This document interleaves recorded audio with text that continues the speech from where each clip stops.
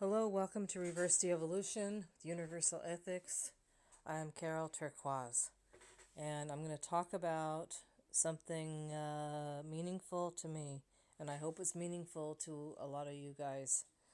I see a lot of stuff going on YouTube where people are getting fed up with our social systems, social stigma, and the adverse effects of capitalism. And not to mention, we all seem to be dealing with a lot of emotional malaise and mental health issues, diagnosed and undiagnosed.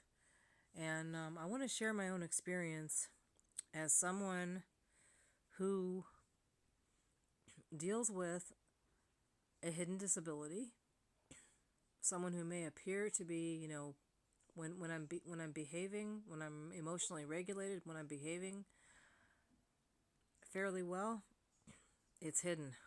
I'm gonna talk organically, maybe read a script or two that Gemini helped me with, and also share a recording that Gemini helped with about this topic, and about how our inner critic, our inner voice that criticizes us all the time, can be caused by social stigma, maybe even a little bit of political stigma. If you're like me and you collect disability benefits and you don't work a job or make your own money, and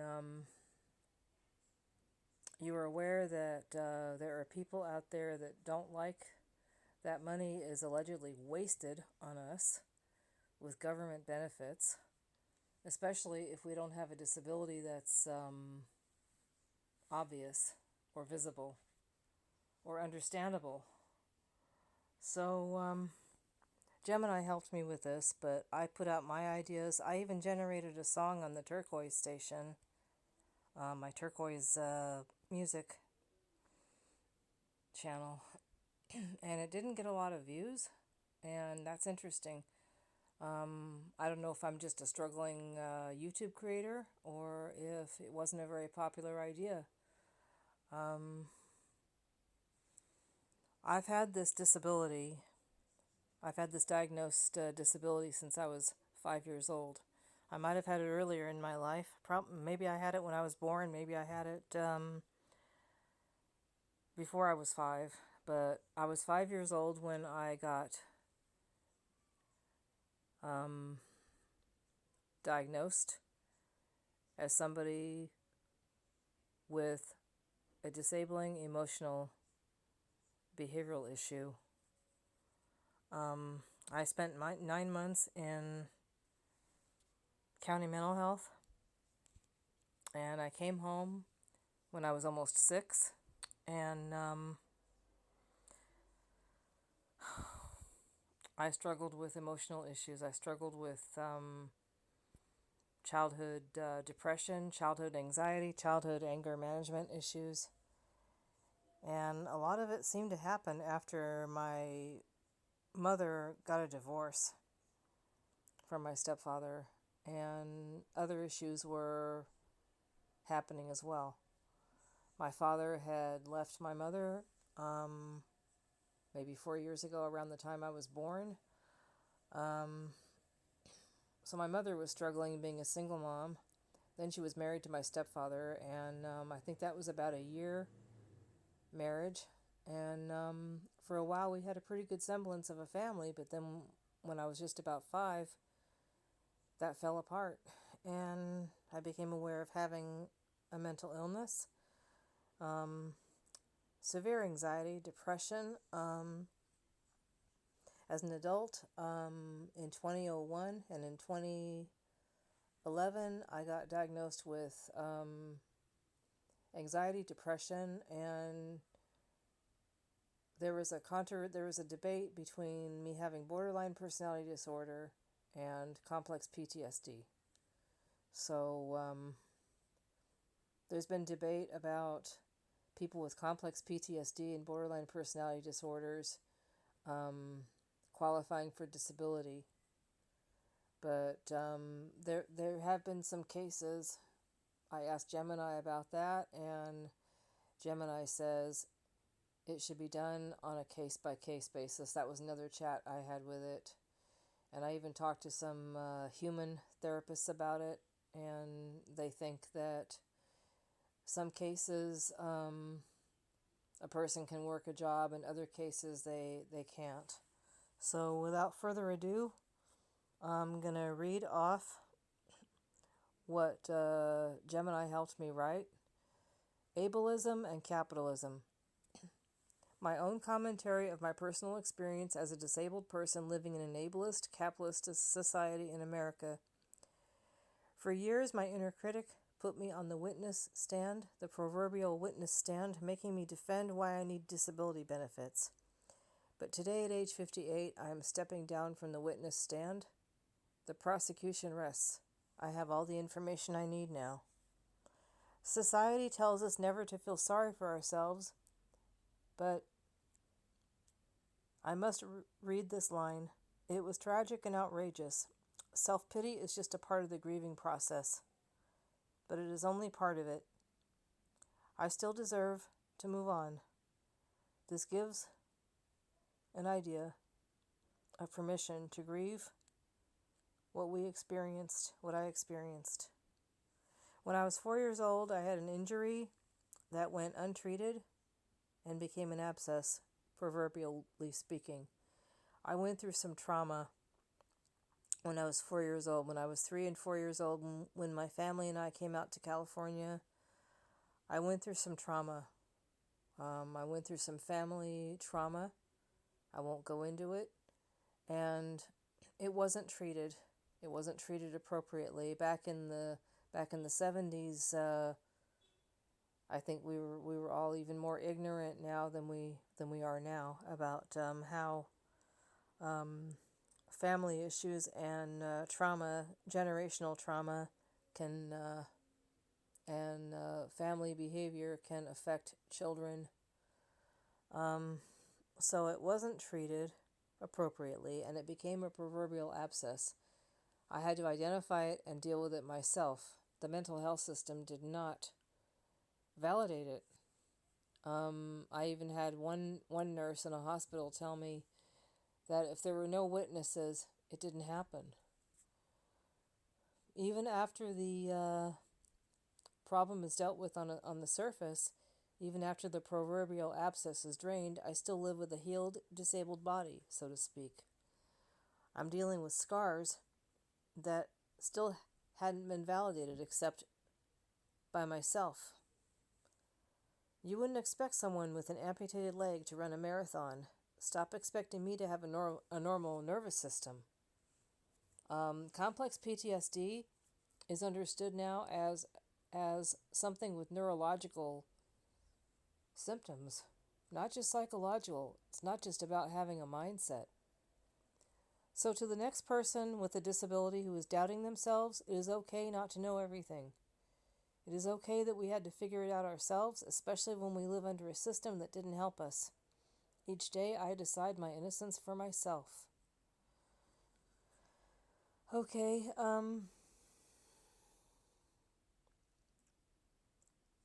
I think many people are fortunate enough to have the right kind of therapy because they have money, they have more money, or they don't have to live on disability or SSI when they're 5, and their mother doesn't have to live on, their parents don't have to live on disability. My mother was on disability and SSI too. She was blind, legally blind, and God knows what other benefits she was receiving because she was a single mom at the time.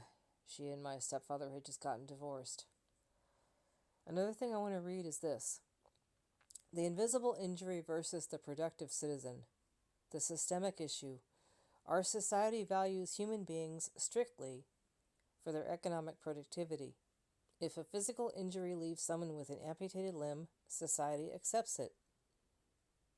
But if trauma causes an invisible developmental injury, the system demands that you prove you are broken. There is a metaphor of an untreated childhood injury that becomes an abscess, resulting in an emergency amputation of the soul. I had to go in the mental health system when I was 5. And I've been in it ever since. I'm 58 now. I've been in it ever since. When I have to fill in those evaluation forms for Social Security, I have to be under the care of a psychiatrist. And most of them want to put me on drugs that either don't work or that hurt me with their very severe side effects. I have a very sensitive nervous system. And my feelings tell me now, my instinct tells me now that even if I did find a medication that was more well tolerated and maybe more effective with reducing my anxiety or my depression, I wouldn't be as able to, especially with antipsychotic drugs, I wouldn't be as able to deal with my trauma. I've been on antipsychotic drugs before, and they shut down my nervous system along with their bad side effects. They shut down my immune system and sedated me so badly that I couldn't function. I couldn't go out and function and deal with people or deal with my life. Some mental illnesses are environmental. They can be caused by our environment, not just brain chemistry, or the brain chemistry can be brought on by an environmental thing. And this is not even about blame. I'm looking at my situation realistically for the way I've seen it, and not by the way I think other people have seen it either. The mental health system saw me as just a permanent healed disabled body, not somebody who got traumatized. They left that to therapists, and I couldn't find one.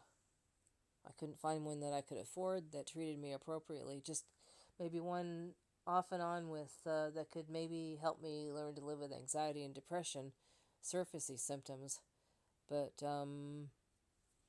they did not think like I did with 7 modules and 7 principles. They only said things like, oh, well, you can change how you think. You can love yourself. You can put the past behind you. You can distract yourself. You can maybe get a part-time job and get out of yourself. Do volunteer work. You know, they did practical stuff. They didn't do a lot of inner work with me. And when they did do inner work, those sessions consisted of me just talking about the past without any solutions, because what do you do with a 45-minute session, especially if Medicare and Medi-Cal will only cover maybe a certain number of sessions, or if the therapist has to stop seeing you because of their own events in their lives. So it's just, living under a system that makes you dependent on another human being like that. Okay, the social stigma and the inner courtroom, the proverbial courtroom. Family programming teaches us to doubt our own reality. Yeah, very often. And political rhetoric reinforces it by labeling people with disabilities as a burden on homeland defense or tax dollars. No kidding, I had a Medi-Cal doctor once that told me I was wasting taxpayers' money back in 1989. This public stigma merges with childhood gaslighting to create a relentless internalized courtroom. Proverbial again. I describe how this creates a galvanized inner critic that acts like a prosecutor running a constant no you're not, yes you are, like a constant barrage of why I should not be on disability, because I'm wasting the government's money. I'm sitting on my lazy ass and not doing anything. I'm talking about how I am choosing to step down from the witness stand, no longer having to defend my right to survive or my qualification to Social Security benefits. Telling an ableist, capitalist culture that I no longer want to defend my right. I feel like every time I have to fill out those benefits forms, I have to defend my rights again. With the new work requirements that they're imposing on Medi-Cal now, I hope I don't get another letter saying I have to tell Medi-Cal why I qualify.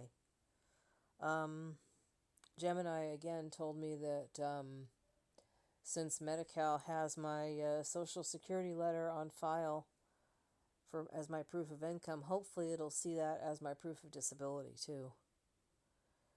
Okay, reclaiming the right to grieve, the systemic issue. Okay, this is about dealing with mental illness being a disability again.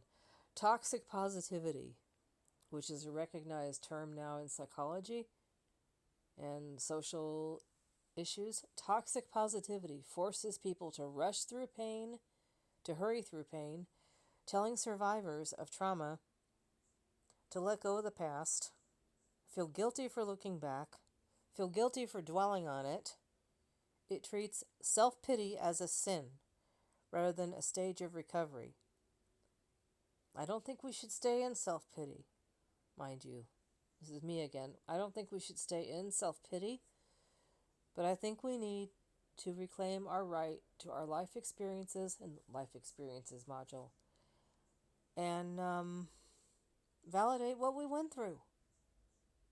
It doesn't mean we have to crumple down and give up, but it does mean we have to face what happened. Lately, I have been facing how destructive my inner critic has been, how galvanized it's been. It never lets me win an argument. Validating what happened, being tragic and outrageous. Yeah, cognitive behavioral therapy will often say it wasn't so bad. Don't catastrophize. Well, I think there are times when we shouldn't catastrophize, but this time I don't think we should worry about catastrophizing.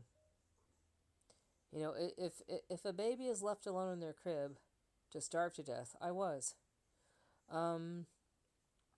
If a 4-year-old child, me, was assaulted by her own stepfather before a divorce, if that's seen as catastrophizing, if effects from that is seen as catastrophizing, I don't think that's realistic either.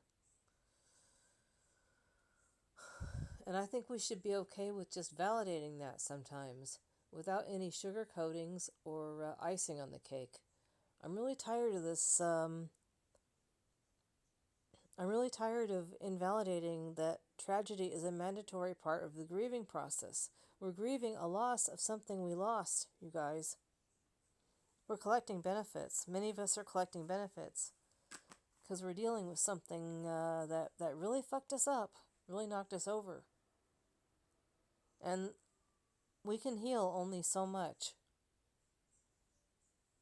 After that, we have to live with our symptoms.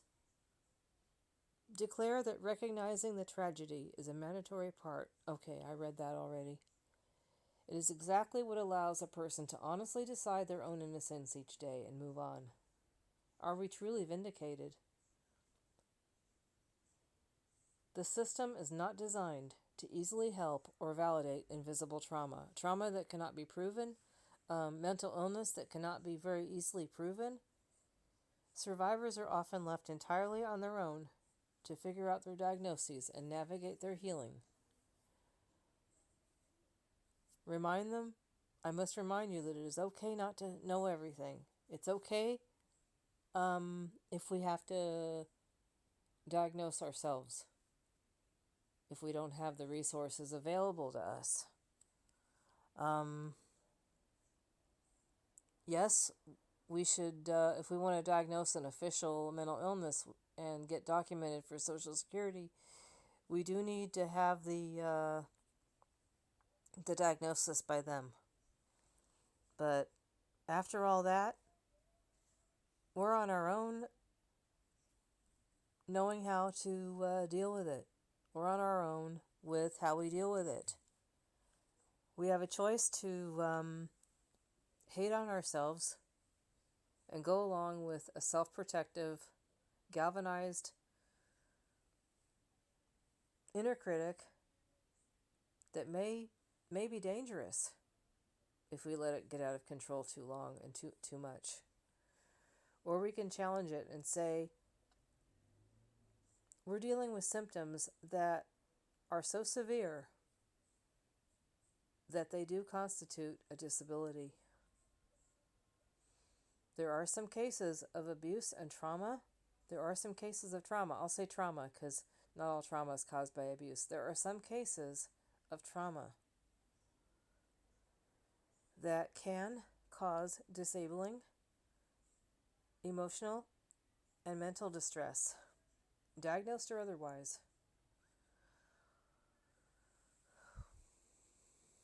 All right. The following is an audio of some more depth on the issues. Take care, everyone. The inner critic, ableism, and approval seeking. 1. The trap of approval seeking, the root cause. When we grow up with caretakers or bullies who constantly nag, insult, or minimize us, our brains get wired to constantly chase their validation just to feel safe.